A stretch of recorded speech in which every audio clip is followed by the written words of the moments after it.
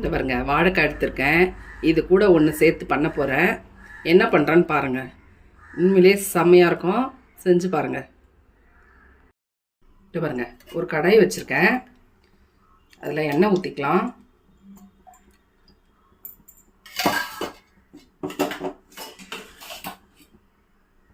வாழைக்காய் வந்து நான் பொடி பொடியாக கட் பண்ணி தண்ணியில் போட்டு வச்சுருக்கேன் பாருங்க. இதை நல்லா அலசிட்டு இதில் போட்டுக்கலாம்.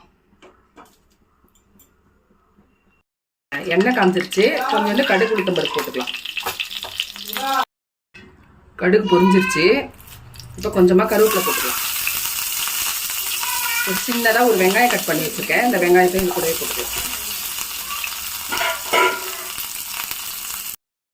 இது கூடவே ஒரு 3 பச்சை மிளகாய், ஒரு துண்டு தேங்காய், ஒரு 4-5 பல்லு பூண்டு எடுத்து வச்சுருக்கேன். இதை மிக்சியில் அரைச்சிக்கலாம். பாருங்க வீட்டில் கரண்ட்டு போயிடுச்சு, அதனால் இடிச்சிட்டேன். இதையும் கூட மிக்ஸ் பண்ணிக்கலாம்.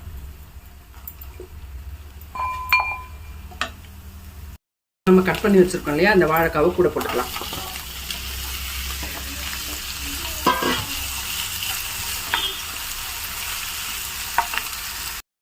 இப்போ கொஞ்சமாக மஞ்சள்தூள் போட்டுங்க.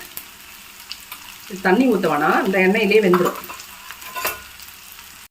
இப்போ தேவையான உப்பு போட்டுக்கலாம்.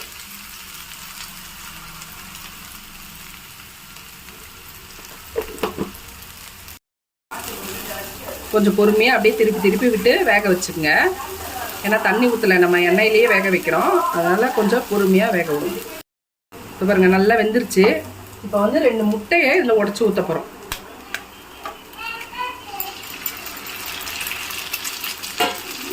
இந்த முட்டை தான் இதுக்கு சூப்பரான ஒரு டேஸ்ட்டை கொடுக்க போகுது.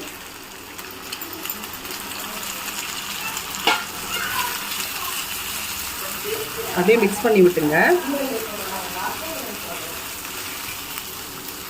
பாருங்க ரெடி ஆயிடுச்சு. இந்த வாழைக்காவோட இந்த முட்டை சேரும் போது வேறு லெவல் டேஸ்ட்டில் இருக்கும். சாம்பார் சாதம், தயிர் சாதம், ரசம் சாதம் எல்லாத்துக்குமே சைட் டிஷ் செம்மையாக இருக்கும். இது செஞ்சு பாருங்கள்.